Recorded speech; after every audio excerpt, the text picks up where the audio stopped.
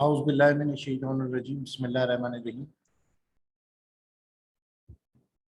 आज की ये हमारी प्रेजेंटेशन है जो कि थ्योरी से रिलेटेड है। फर्स्ट ईयर क्लास का ये बूलियन अलजबरा का टॉपिक ये जो है वो पिछले साल ही आपके कोर्स में इंक्लूड हुआ है।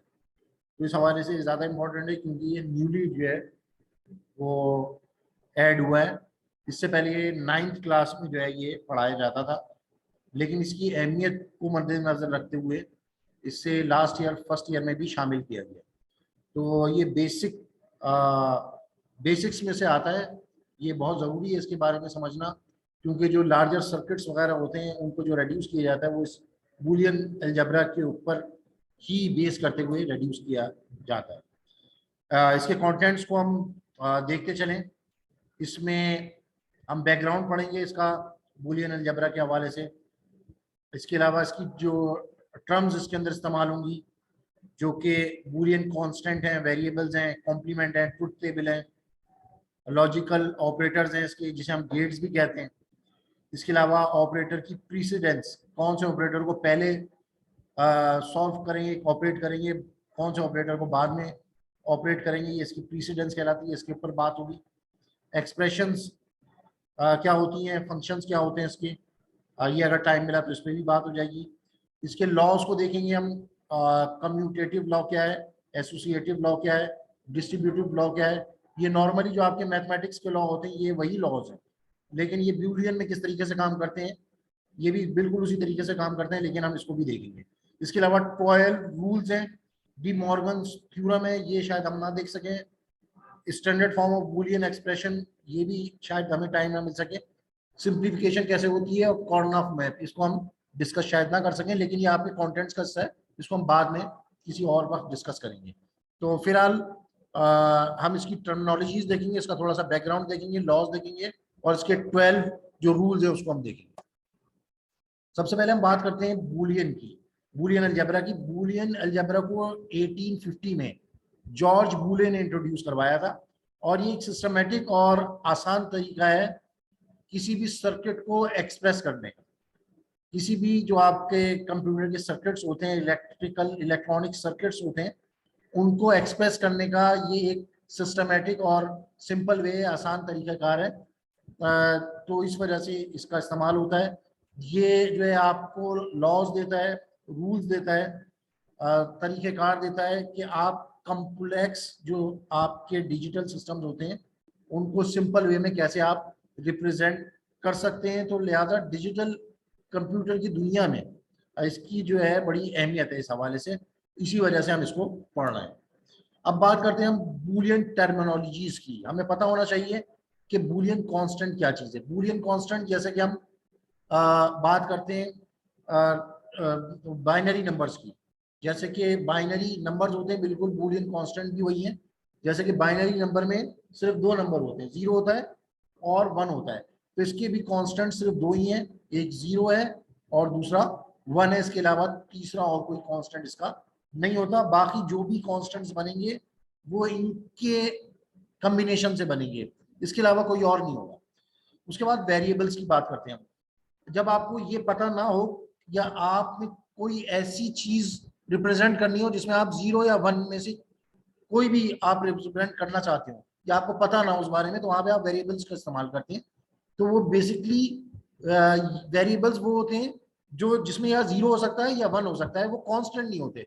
उनकी वैल्यू जो है वो चेंज हो सकती है, वेरी कर सकती है, इसी वजह से उसको वेरिएबल कहते हैं। इनको हम इंग्लिश के अल्फाबेट्स हो गए, ए से लेके ABCDEFGHIJ किसी से भी डिनोट किया जा सकता है। लेकिन क्योंकि हमारे यहाँ जो मैथमेटिक्स की बुक्स हैं उनके अंदर नॉर्मली ABCD या XYZ को ज़्यादातर इस्तेमाल किया जाता है वेरिएबल्स के तौर पे, तो इसमें भी जो है वो हम ABCD और XYZ वगैरह को ही ज़्यादातर इंग्लिश के जो अल्फ़ाबेट्स हैं उन्हीं को ही ज़्यादातर इस्तेमाल करेंगे वेरिएबल्स को डिनोट करने के लिए। और जैसे कि मैंने आपको बताया, ये वेरिएबल्स जो है या तो अपने अंदर 0 होल्ड करते होंगे या अपने अंदर 1 होल्ड करते होंगे। ये कांस्टेंट नहीं होते, इनके अंदर वैल्यू जो है वो वेरी कर सकती है। जबकि कांस्टेंट जो आपको पहले बताया गया उसमें 0 होगा तो वो 0 ही होगा और जो 1 होगा वो 1 ही होगा। जबकि वेरिएबल्स में दोनों में से कोई भी हो सकता है। उसके बाद हम बात करेंगे कॉम्प्लीमेंट। कॉम्प्लीमेंट जो है वो बेसिकली इनवर्स होते हैं। अगर हम कांस्टेंट की बात करें तो 0 का जो कॉम्प्लीमेंट है वो 1 होगा, और अगर 1 कांस्टेंट की बात करें तो 1 का जो जो कॉम्प्लीमेंट होगा वो 0 होगा। और यही बात अगर हम वेरिएबल्स की बात करें तो ए अगर वेरिएबल से हम डिनोट कर रहे हैं किसी वेरिएबल को, तो उसका जो कॉम्प्लीमेंट होगा वो ए बार होगा, और बी से अगर डिनोट कर रहे हैं तो उसका बी बार होगा। इसी तरीके से एक्स से डिनोट कर रहे हैं तो उसका एक्स बार, वाई से कर रहे हैं तो वाई बार, और जेड से कर रहे हैं तो जेड बार। इसी तरीके से अगर ए बार का हमने कॉम्प्लीमेंट निकालना है तो वो ए डबल बार होगा, ए बार का बार, यानी कि वो अगेन ए हो जाएगा। यानी कि 0 अगर ए के अंदर मौजूद था तो 0 का जो कॉम्प्लीमेंट है वो 1 होगा, और 1 का जब आप कॉम्प्लीमेंट करेंगे तो वापस वो 0 हो जाएगा। तो लिहाजा ए का बार करेंगे, ए के अंदर अगर 0 था तो वो 1 हुआ, और ए का डबल बार करेंगे यानी कि 1 का बार करेंगे तो वो 0 हो जाएगा, तो वो वापस ए हो जाएगा, यानी कि A double bar is equal to A हो जाएगा। तो लिहाजा ए डबल बार कहें तो वो बराबर होगा ए के, और ए बार जो है वो उसका इनवर्स होगा, यानी कि उसका कॉम्प्लीमेंट होगा, 0 का 1 होगा, 1 का 0 होगा, लेकिन डबल बार कर देंगे तो वापस वही वैल्यू आ जाएगी। उसके बाद ऑपरेटर्स की हम बात करें तो इसके अंदर 3 ऑपरेटर्स हैं, एंड, और नॉट। एंड को हम डिनोट करते हैं डॉट से, या डॉट ना भी लगाएं, जैसे आप मैथमेटिक्स में पहले करते रहे कि ए बी अगर लिखा हुआ है तो उसका मकसद यही होता है कि वो प्रोडक्ट है, यानी मल्टीप्लाई होगा आपस में। और ए प्लस बी की अगर हम बात करें तो वो और होता है, और का मतलब होता है एडिशन। और अगर हम नॉट की बात करें तो जैसे मैंने आपको बताया कॉम्प्लीमेंट को कहते हैं नॉट, यानी ए का ए बार होगा और बी का बी बार होगा, और ए डबल बार का ए हो जाएगा और बी डबल बार का बी हो जाएगा। तो ये आपके नॉट कहलाते हैं। नॉट का भी मतलब इनवर्स होता है, 0 का नॉट 1 होगा, 1 का नॉट 0 हो जाएगा, ए का नॉट ए बार हो जाएगा, बी का नॉट बी बार हो जाएगा। इसके बाद बात करते हैं बूलियन ऑपरेटर्स की प्रीसिडेंस की। प्रीसिडेंस से मुराद ये होती है आप पहले किसको सॉल्व करेंगे। बूलियन ऑपरेटर्स हमेशा उल्टे से सॉल्व करना शुरू करेंगे, जैसे आप मैथमेटिक्स की इक्वेशन को सॉल्व करते हैं और सीधी तरफ जाते हैं आप सॉल्व करते हुए। ब्रैकेट्स अगर दिए हुए हैं तो उनको पहले आप सॉल्व करेंगे, बार्स या कॉम्प्लीमेंट उसके बाद आएंगे, उसके बाद प्रोडक्ट यानी जिसे हम एंड कहते हैं वो आएगा, और उसके बाद और जिसे हम एडिशन कहते हैं वो आएगा। तो इसी लिहाज से हम जो है बूलियन की किसी भी एक्सप्रेशन को, किसी भी इक्वेशन को सॉल्व करते हैं। इसके बाद बात करते हैं ट्रुथ टेबल की। ट्रुथ टेबल में हमने यहाँ पे ए दिया हुआ है और बी दिया हुआ है। जब दो वेरिएबल्स होते हैं तो उसकी पॉसिबिलिटीज 4 होती हैं। वो 4 पॉसिबिलिटीज क्या हो सकती हैं, या तो दोनों 0, या ए 0 है बी में 1 हो, या बी में 0 हो ए में 1 हो, या ए भी 1 हो और बी भी 1 हो। इन 4 पॉसिबिलिटीज के अलावा पांचवी कोई पॉसिबिलिटी नहीं हो सकती। इसको जब भी आपने निकालना हो, ये 2 raise to the power number of variables, तो यहाँ पे नंबर ऑफ वेरिएबल्स कितने, 1 और 2, तो 2 raise to the power 2 is equal to 4 होता है, यानी कि 2 की पावर अगर 2 तो 4 होगा, तो इस वजह से इसकी पॉसिबिलिटीज 4 बनेंगी। अगर ये 3 वेरिएबल होते, ए बी और सी होता, तो ऐसी सूरत में वेरिएबल्स की तादाद 3 हो गई, तो 2 raise to the power number of variables कितने, 3 है, तो 2 raise to the power 3 is equal to 8 होता है, यानी कि 2 multiply by 2 is equal to 8। यही अगर वेरिएबल्स 4 हो जाए आपके, यानी कि ए बी सी डी या डब्ल्यू एक्स वाई जी हो जाए, तो ऐसी सूरत में वेरिएबल्स की तादाद आपकी क्योंकि 4 हो गई, तो 2 के ऊपर पावर भी आप 4 ही लगाएंगे, यानी कि 2 रेज़ टू द पावर 4 लगाएंगे। 2 की पावर 4 के मायने होते हैं 2 multiply by 2 multiply by 2 multiply by 2, यानी कि 2 multiply by 2 4 multiply by 2 8 multiply by 2 8 multiply by 2 16, तो 16 जो है हमारे पास पॉसिबिलिटीज बन जाएंगी। क्योंकि हर एक वेरिएबल में 0 या 1 स्टोर हो सकते हैं, तो इस हिसाब से 16 पॉसिबिलिटीज बन जाएंगे अगर वेरिएबल्स की तादाद 4 हो। और अगर एक ही वेरिएबल हो तो 2 रेज़ टू द पावर 1, यानी कि 2 raise to the power 1 is equal to 2 होता है, तो उसकी 2 पॉसिबिलिटीज होंगी, या तो उसमें 0 होगा या उसके अंदर 1 होगा। तो फिलहाल हम आसानी से जो सिंपल हमारे पास फॉर्म है वो देख लेते हैं। हमारे पास 2 वेरिएबल्स हैं जिसमें एक ए है और एक बी है, और उसकी चारों पॉसिबिलिटीज हमने लिखी हुई है, 0 1 0 1 0 0 1 1, सारी पॉसिबिलिटीज लिख लेंगे। सी को हमने और से जाहिर किया, और का मतलब होता है एडिशन, मैंने अभी आपको बताया। तो और में हमेशा ये होता है कि कोई भी एक वेरिएबल अगर 1 हो जाए तो एंड रिजल्ट आपका 1 ही आएगा, यानी कि ट्रू आएगा। कोई एक भी रिजल्ट आपका 1 हो, 1 कह लो या ट्रू कह लो, 0 कह लो या फॉल्स कह लो, एक ही चीज है। अगर एक भी आपके पास वेरिएबल 1 हो तो एंड रिजल्ट आपके पास 1 आएगा। अगर आपके पास फर्ज कर लिए दो नहीं 20 वेरिएबल होते, 20 में सिर्फ एक वेरिएबल 1 होता, बाकी 19 जो है वो 0 होते, तो एंड रिजल्ट 1 आएगा। इसमें किसी भी एक वेरिएबल का 1 होना जरूरी है अगर आपको रिजल्ट में 1 चाहिए, बाकी वेरिएबल से आपको सरोकार नहीं है। अगर सारे के सारे वेरिएबल्स 1 हो तो भी बनाएगा, कोई एक वेरिएबल 1 हो तो भी बनाएगा। अगर हम बात करते हैं एंड की, अगर हम बात करते हैं और की या प्लस की या एडिशन की, तो ये 0, अगर दोनों सारे के सारे कंडीशंस फॉल्स हो या 0 हो तो ऐसी सूरत में रिजल्ट 0 होगा। और अगर एक भी वेरिएबल 1 होगा या 2 होगा तो आपके पास एंड रिजल्ट जो है वो 1 आएगा। तो ये आप देख सकते हैं इसमें दोनों 0 थे तो रिजल्ट 0 आया, इसमें B1 था तो 1 आ गया, इसमें खाली A1 था इस वजह से 1 आ गया, और इसमें दोनों 1 थे इस वजह से रिजल्ट 1 आ गया। जब हम बात करते हैं एंड की, एंड को हम प्रोडक्ट भी कहते हैं, उसको डॉट से या डॉट ना भी लिखें आप, खाली ए भी लिख दें तो भी आप लिख सकते हैं। तो डी में इसकी ये एक तरह से ये होता है, ये उसका इन्वर्स इस सेंस में कि इसमें एक भी वेरिएबल 0 हो गया तो तमाम वेरिएबल्स आपके जो एंड रिजल्ट है वो 0 आ जाएगा आपके पास। अगर आपके पास जैसे मैंने बताया 20 वेरिएबल्स थे या 100 वेरिएबल्स थे, 100 वेरिएबल्स में 99 जो थे वो 1 थे, और उनमें बीच में कहीं पर या कोने पर या शुरू में एक जो है वो 0 था, तमाम 1 थे, तमाम 2 थे, सिर्फ एक फॉल्स था, तो उस एक फॉल्स की वजह से इसका तमाम का रिजल्ट 0 आ जाएगा। हमें सिर्फ ये देखना है कहीं एक भी 0 हो गया तो ऑल ओवर द रिजल्ट आपका 0 हो जाएगा। इस वजह से इसको देखा जाता है, खास ख्याल किया जाता है, इसके अंदर तमाम के तमाम वेरिएबल्स अगर 1 होंगे तभी आपके पास रिजल्ट जो है वो 1 आएगा, यानी तमाम के तमाम वेरिएबल्स का ट्रू होना, कंडीशंस का ट्रू होना, या तमाम के तमाम वेरिएबल्स का 1 होना जरूरी है। अगर वो 1 नहीं होंगे तो आपके पास एंड रिजल्ट 0 आएगा। तो ये इसका लब्बे लबाब है। इसके बाद डी जो होता है वो कॉम्प्लीमेंट होता है, जैसे मैंने आपको बताया डी अगर हम यहाँ पे ले रहे हैं ये डी का कॉम्प्लीमेंट है, यानी डी बार है ये, तो डी यहाँ पे 0 है तो डी का कॉम्प्लीमेंट 1 होगा, डी यहाँ पे भी 0 है तो यहाँ पे भी कॉम्प्लीमेंट 1 होगा, ये डी यहाँ पर 0 है तो यहाँ पे इसका कॉम्प्लीमेंट 1 होगा, ये डी यहाँ पर 1 है तो इसका कॉम्प्लीमेंट 0 होगा। अगर हम सी की बात करें तो सी यहाँ पे 0 है, सी का हमने लिखा नहीं, हम यहाँ पे लिख सकते थे तो इसका कॉम्प्लीमेंट 1 हो जाता। ये सी 0 1 है तो इसका कॉम्प्लीमेंट अगर हम यहाँ लिखते तो 0, यहाँ पे भी 1 है तो यहाँ पे भी 0 हो जाता, यहाँ पे भी 1 है तो सी का कॉम्प्लीमेंट यहाँ पर 0 हो जाता। तो ये कॉम्प्लीमेंट है। तो बस आपके लिए लब्बे लबाब ये है कि और की जब बात होगी यानी एडिशन की, उसमें हम सिर्फ देखेंगे कोई एक वेरिएबल 1 हो गया तो एंड रिजल्ट 1 हो जाएगा। एंड की बात करें यानी प्रोडक्ट की, इसमें हम देखेंगे एक भी वेरिएबल 0 हो गया तो एंड रिजल्ट जो है वो 0 हो जाएगा, और कॉम्प्लीमेंट जो है वो सिंगल का होता है, खाली सिंगल का होता है। तो जब भी होगा आप उसका रिवर्स कर देंगे, क्या कर देंगे, इनवर्स कर देंगे, 0 होगा तो 1 कर देंगे, 1 होगा तो 0 कर देंगे। उसके बाद बात करते हैं एक एक्सप्रेशन की और इक्वेशन की।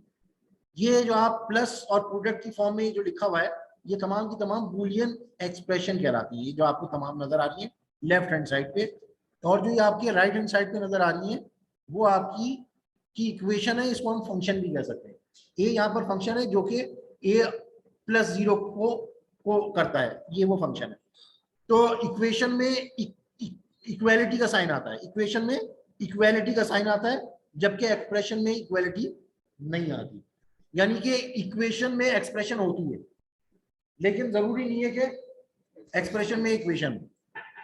तो ये जो आपको नजर आ रहे हैं तमाम जो है राइट हैंड साइड पे ये इक्वेशन है और लेफ्ट हैंड साइड पे जो है वो एक्सप्रेशन है, और ये अगर 1 और 0 को ही जाहिर करती है और बूलियन अलजेब्रा को ही जाहिर कर रही है तो ये बूलियन एक्सप्रेशन या बूलियन इक्वेशन कहलाएगी।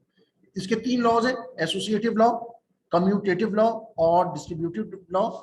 जैसे कि आप देख सकते हैं a प्लस बी प्लस सी बराबर है a प्लस बी प्लस सी, यानी जैसे आप मैथमेटिक्स में करते हैं कि आप जो है वो 2 को जमा करते हैं 3 प्लस 4 के रिजल्ट के साथ, तो वो बराबर है कि आप 2 में प्लस करें 3 को और उसके बाद उसको 4 में प्लस करें, यानी इसमें पहले 3 प्लस 4 हो रहा है और फिर वो ऐड हो रहा है a में यानी 2 में, और ये हो रहा है पहले 2 प्लस 3 और उसके बाद ऐड हो रहा है 4 में, तो हम उसको वैसे भी देख लेते हैं।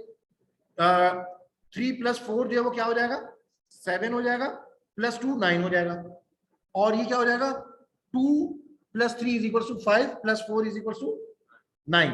ये था आपका नॉर्मल जो आपकी मैथमेटिक्स है उसका।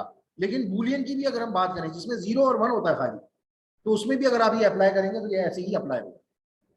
इसी तरह से एसोसिएटिव लॉ जो सिर्फ और के लिए नहीं, बल्कि आपका जो एंड है, जिसे हम प्रोडक्ट या डॉट से जाहिर करते हैं या बगैर डॉट के जाहिर करते हैं, इसमें भी ये एप्लीकेबल है।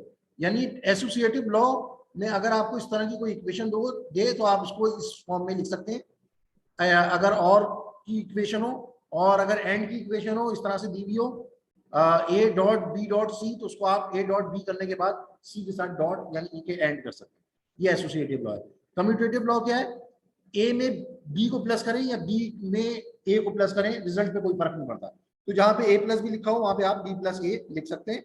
और यही चीज के प्रोडक्ट यानी कि एंड के साथ भी एप्लीकेबल है, ना सिर्फ और के साथ बल्कि एंड के साथ भी एप्लीकेबल है, कि अगर आप ए को प्रोडक्ट करें एंड करें बी के साथ या बी को एंड करें ए के साथ, रिजल्ट जो है वो सेम ही निकलेगा। उसके बाद आ गया आपका डिस्ट्रीब्यूटिव लॉ। डिस्ट्रीब्यूटिव लॉ भी जैसे आपका मैथमेटिक्स में सिंपल मैथमेटिक्स का जो आपका अलजेब्रा है बिल्कुल ये भी वही है कि आप ए के साथ ये जो ब्रैकेट में सी प्लस बी का प्रोडक्ट हो उसको आप लिख सकते हैं ए प्रोडक्ट यानी ए डॉट सी प्लस यानी कि ए एंड सी और ए एंड बी। अगर हम इसको प्रॉपर बूलियन या बूलियन अलजेब्रा की फॉर्म में बात करें, ए को एंड करें सी और बी के साथ, या उसको इस तरह से लिख दें आप कि ए and c odd with A and b, तो ये इसके ऊपर रिजल्ट पे कोई फर्क नहीं पड़ेगा। इसी तरीके से अगर ये लिखा हुआ डिस्ट्रीब्यूटिव लॉ के तहत कि ए and B ored with A and C, इसको आप इक्वल लिख सकते हैं ए एंडेड विद बी और ऑड विद सी, तो इससे भी कोई फर्क नहीं पड़ेगा। तो ये आपके 3 लॉज हैं, ये आपको पता होना चाहिए जब आप सर्किट्स को सिंप्लीफाई करेंगे या एक्सप्रेशंस को या इक्वेशंस को सिंप्लीफाई करेंगे या सॉल्व करेंगे, तो उस सूरत में आपके काम आएंगे। 3 लॉज आपको पता होने चाहिए। उसके बाद इसके 12 रूल्स हैं, ये भी आपको रटे हुए होने चाहिए। इसको हम प्रूव भी करेंगे आगे जाके, लेकिन फिलहाल आप इसको रट्टा लगा लें, समझ लें, समझ के याद करेंगे तो हमेशा याद रहेगा। देखिए ये एक आपका a + 0 = a है, a होगा।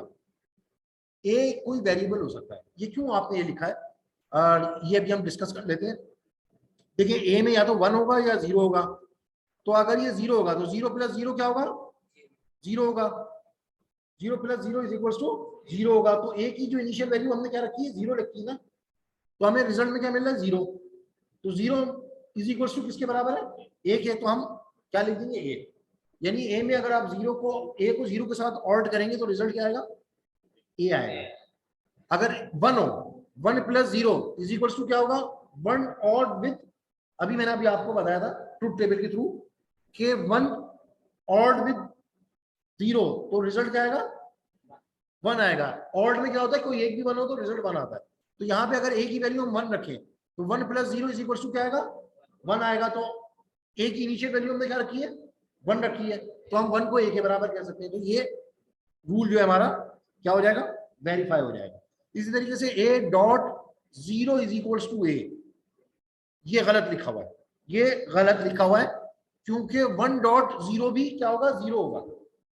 तो a की वैल्यू 1 है तो यहाँ पे a नहीं आना चाहिए, यहाँ पे 0 आना चाहिए। इसको हम दुरुस्त कर लेंगे, या मैं जबानी कह रहा हूँ आपको, a डॉट 0 = क्या हो जाएगा, 0 हो जाएगा। इसी तरीके से a + 1 = 1 होगा। a की वैल्यू 0 हो या a की वैल्यू 1 हो, रिजल्ट क्या आएगा, 1 ही आएगा। तो इस वजह से हम 1 लिख रहे हैं। a डॉट 1 = a होगा, क्योंकि a 1 हो तो 1 आ जाएगा, लेकिन 0 होगा तो 1 नहीं आएगा, 0 होगा तो वही आएगा जो a है। तो इस वजह से हम यहाँ पे a लिखेंगे।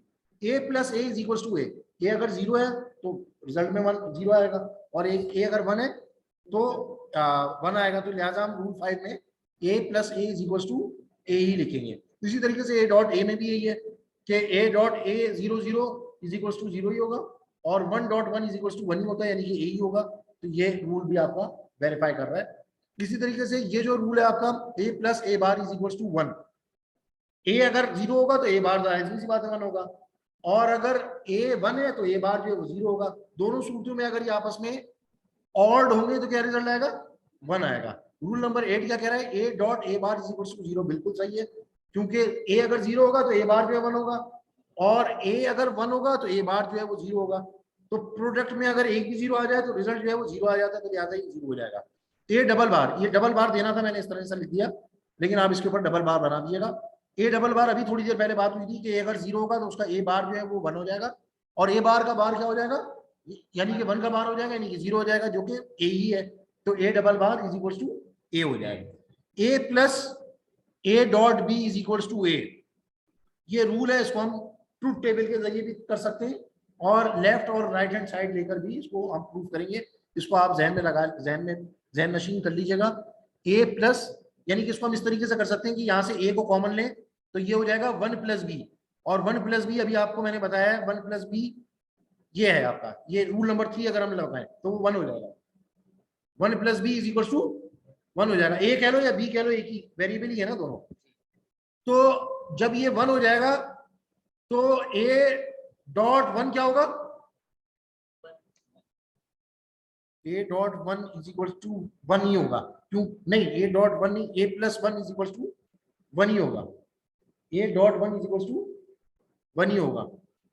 लेकिन ये पहले आपका 1 प्लस बी होगा, यहां से कॉमन जब आप लेंगे a को तो ये आएगा 1 plus b, 1 plus b is equal to क्या होगा, 1 होगा, और a डॉट 1 क्या होगा, ये होगा। तो इससे रूल 10 जो है आपका वेरीफाई होता है। उसके बाद रूल नंबर 11 है, ये आप जब तक रूल नंबर 10 इसके अंदर एक फॉर्म आ जाएगी कि हमारे पास ये, जब हम इसको सिंप्लीफाई करेंगे या सॉल्व करना शुरू करेंगे तो एक फॉर्म आएगी हमारे पास, रूल 10 आ जाएगा इसके अंदर। जब आप रूल 10 को इसको अप्लाई करेंगे तो रूल नंबर 11 भी अप्लाई हो जाएगा। ये क्या है, a plus a bar b is equal to a plus b. और इसी तरीके से रूल नंबर 12 है, a plus b bracket a plus c is equal to a plus b c, ये रूल नंबर 12 है। ये रूल्स तमाम के तमाम आपको याद होने चाहिए अगर आप चाहते हैं कि इसको मजीद सॉल्व करें। उसके बाद बूलियन सिंप्लीफिकेशन, ये अपने पास लिख के ले जाएं, इसको सॉल्व कर लीजिएगा। जो आपको मैंने रूल्स बताए, जो मैंने आपको लॉज बताए, उसके ऊपर रखकर इसको सॉल्व कर लीजिएगा। a bracket a plus B, a bar plus A B, B C plus B bar C, A B bar C plus A bar B C plus A bar B bar C. आप इसको truth table से भी solve कर सकते हैं। A B C लिखें, फिर a plus B का एक खाना बना लें, इसमें a बी लिखें खाली, और a बार का एक खाना बना लें, फिर a bar plus A b का एक खाना बना लें, और आखिर में जो बनाए वो a dot a bar plus A b का खाना बना लें। तो 4-5 कॉलम्स बना के आप इसको सॉल्व कर सकते हैं। जब बड़ी इक्वेशन आ जाए तो आपको चाहिए उसको तोड़ कर हर एक कॉलम में रिजॉल्व कर लें। और एक्सेल आपको मैं पहले ही सिखा चुका, एक्सेल में इसको डालोगे तो बहुत आसानी से कर लोगे। तो ये आपकी इक्वेशन हो जाएगी, उसमें आपने सेल एड्रेस देना होगा सिंपली, जहाँ पे ए लिखा हुआ है, जहाँ पे ए बार लिखा हुआ है, जहाँ पे बी लिखा हुआ है। एक्सेल में डाल के करोगे तो आसानी से कर लोगे। बहरहाल आगे चलता हूँ, उसको मैं बाद में भी लिखवा दूंगा आपको। डी मॉर्गन्स थ्योरम में A B whole bar is equal to A bar plus B bar, इसको तुम इस तरह से भी लिख सकते हो, X Y whole bar is equal to X bar plus Y bar, यानी कि complement of product of variables is equal to sum of the complements of the variable. इसी तरीके से इसका एक और फॉर्म है कि X plus Y whole bar is equal to X bar plus Y bar, इसको आप ए बी की फॉर्म में भी लिख सकते हो, यानी कि complement of the sum of variable is equal to product of the complements of the variable. ये कहलाता है डी मॉर्गन्स थ्योरम, ये भी आपको पता होना चाहिए। उसके बाद standard form of standard forms क्या है आपकी, सम ऑफ प्रोडक्ट में आप इस तरीके से रिप्रेजेंट कर सकते हैं इसको, और प्रोडक्ट ऑफ सम में जब दो या ज्यादा हो तो आप इस तरीके से लिख सकते हैं। ये जो लेफ्ट हैंड साइड वाली है ये आपकी फॉर्म जो है ये है सम ऑफ प्रोडक्ट, और जो राइट हैंड वाली फॉर्म है वो है प्रोडक्ट ऑफ सम। प्रोडक्शन लिखा हुआ है गलत है, ये बता दिया करो, जो इस टाइप की चीजें होती हैं ऑन एयर चली जाती हैं। प्रोडक्ट ऑफ सम है, प्रोडक्शन ऑफ सम नहीं होना चाहिए, ठीक है। और इससे पहले भी मैं एक गलती आपको बता चुका हूँ, वो मुझे बाद में आप बता के दूर करवा दीजिएगा। अच्छा जी, तो ये आपकी स्टैंडर्ड फॉर्म्स ऑफ जो है वो स्टैंडर्ड फॉर्म्स हैं, ये आपको पता होना चाहिए, सम ऑफ प्रोडक्ट और प्रोडक्ट ऑफ सम। उसके बाद कार्ड ऑफ मैप होता है, ये क्या होता है, कैसे होता है, ये इंशाल्लाह बाद में देखेंगे। 4 वेरिएबल्स का कैसे होता है ये बाद में देखेंगे। यहाँ पे हमारी प्रेजेंटेशन का एंड हो जाता है। आप लोगों के जो सवाल हो वो आप इस हवाले से कर सकते हैं। अस्सलाम वालेकुम रहमतुल्लाहि व बरकातहू।